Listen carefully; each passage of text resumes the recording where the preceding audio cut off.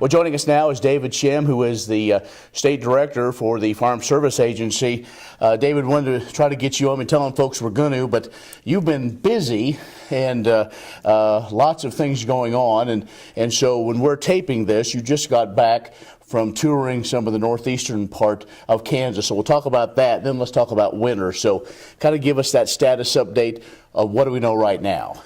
Well, you know, as opportunity, we wanted to be able to get up there into the flooding area that's occurring here in northeast Kansas. And, you know, Ken, one of the things that really struck me is that, you know, I saw the pictures on TV and on news media there about the amount of flooding that's going on out there.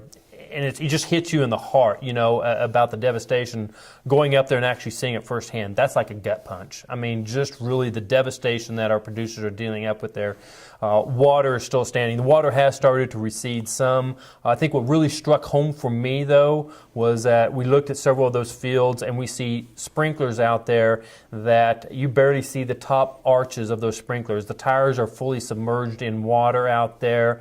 And the producers there are sitting there telling us that we're not even necessarily in the peak flooding season, that this flooding very well could continue on. In fact, typically their flooding season can go right into mid-July. So very, very concerned for those producers. Now, I know Farm Service Agency has been one of those right in the middle to try to find assistance. I mean, obviously the first thing is the outstanding outpouring of just neighbor versus neighbor from all over the surrounding states have come in, but let's maybe talk about a couple of programs specifically that, because it's been a while, and so farmers need to be aware of what is available to them. Yeah, absolutely. So a couple of things that can happen for us, and we have our State Emergency Board that are going to be meeting here very shortly.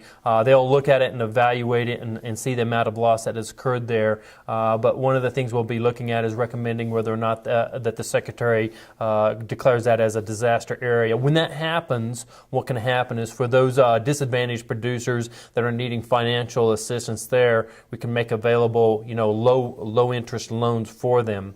A couple of programs that can very quickly help them or producers need to be aware of, specifically for our livestock producers, our livestock indemnity program.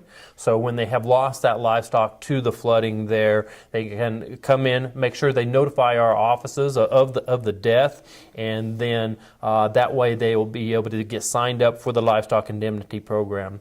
The other program that can help those producers right away is the Emergency Livestock Assistance Program, and basically that's for the producers that have had feedstocks, you know, hay, whatever, that have gotten washed away, that we can offer that financial assistance for those producers as well. So again, they need to come in, report the losses there, be able to show a beginning inventory, and then we can be able to help them out. That's a lot of things we've kind of seen out there is, before really the cleanup, go take pictures as well, and hopefully most people probably did have an inventory, sure, give or take, you know, with their hay and how much at least tonnage they had maybe going into winter. Right. No, absolutely. You're right. Get out there, take some pictures for us. Make sure you can get date timestamp on those pictures there. That way, that helps us give something to be able to work off, to be able to help those producers. We're talking with David Schemm, the State Director for the Farm Service Agency. We'll take a break and be back with more in just a moment.